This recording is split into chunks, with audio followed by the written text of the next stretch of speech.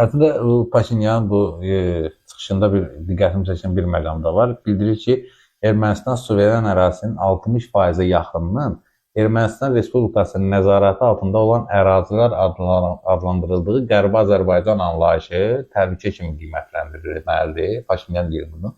Yəni, bəzən bir növ etiraf edir ki, bizim torpaqların 60%-i bizim deyil də. Bu belə adlandırılır. Əslində o yerdə qalan 40% olar. Bunun etirafı bu hissəsindədir. Bu Qərbi Azərbaycan məsələsi ilə bağlı əslində niyə bunu təhlükə hesab edir Paşinyan? Çünki özü Qarabağda olan ermənilərin geri qaytarılması üçün bütün beynəlxalq aləmi vurublar bir-birinə. Oradan belə danışırlar, BMT-də, Avropa Şurası bunların indi əl-üzün yumaqla məşğuldurlar. Oradan Qərbi Azərbaycanın niyə Azərbaycandan qaytarılması bunları narahat edir? Əvvəla o 60% məsələsi nə göstərir ki, Ermənistan Konstitusiyasının preambula hissəsində göstərilir ki, Ermənistan 1918-20-ci illərdə mövcud olmuş birinci Respublikanın, yəni Ararat Respublikasının siyasi varisidir. Həmin Ararat Respublikasının ərazisi isə, yəni İrəvan quberniyasının ərazisində qanunsuz olaraq yaradılmış Ararat Respublikasının, Daşnak Respublikasının ərazisi isə cəmi 9000 kvadrat kilometr olub. Sonradan onlar Azərbaycan ərazilərini qanunsuz olaraq zəbt edə Zəngəzurdan başlayaraq gəliblər və indi 29000 kvadrat kilometrə çatdırıblar. Yəni 20000 kvadrat kilometr böyüyüb.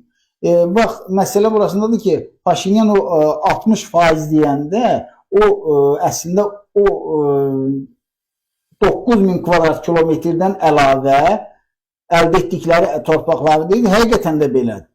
Həqiqətən də o torpaqlar bugün Ermənistanın qanunsuz olaraq nəzarət etdiyi ərazilərdir. Çünki beynəlxalq hüquqla götürsək, biz, yəni Zəngəzur da Azərbaycan torpaqlarıdır, qanunsuz olaraq verilib, istəyəri yaradılmamış konstitusiyon hüquqi əsası olmadan götürüb torpaqları veriblər, yaxud istər sonraki illərdə Qazax mahalının torpaqlarını veriblər, Naxçıvandan Şərur Dərələyəz mahalının torpaqlarını veriblər və s.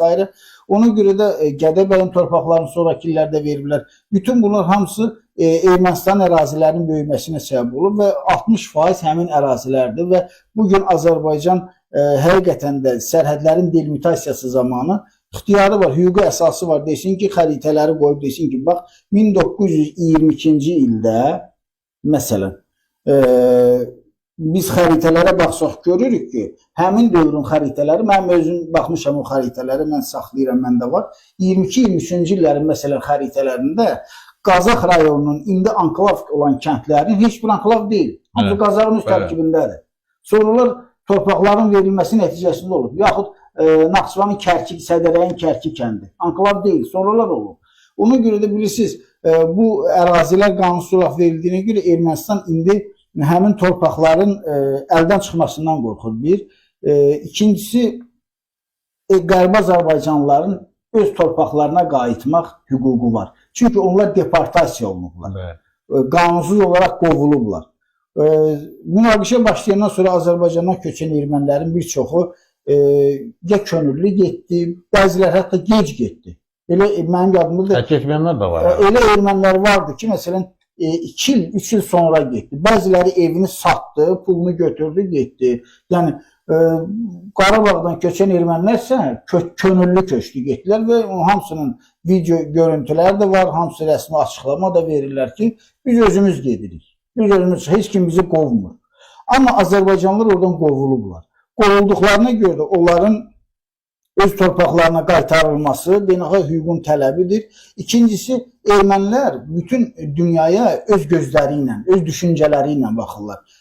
Azərbaycan gedib orada, Azərbaycanlılar öz torpaqlarında, öz yurtlarında yaşamaq istəyir sadəcə olaraq. Amma əvvəzində Ermənistan dövlətinin onların təhlükəsizliyinə təminat verməsini, onların sosial şəraitini yaxşılaşdırmasını istəyir və salam, dinç birgə yaşayış istəyir. Ermənilər isə elə bilirlər ki, Azərbaycanlı oraya gəlsələr, Ermənistan ərazisində ikinci Azərbaycan dövləti qurmağa çalışacaqlar. Necə ki, onlar Azərbaycan ərazisində ikinci erməni dövləti qurmağa çalışacaqlar. Öz düşüncələri necədir? Öz düşüncələri ilə yanaşırlar.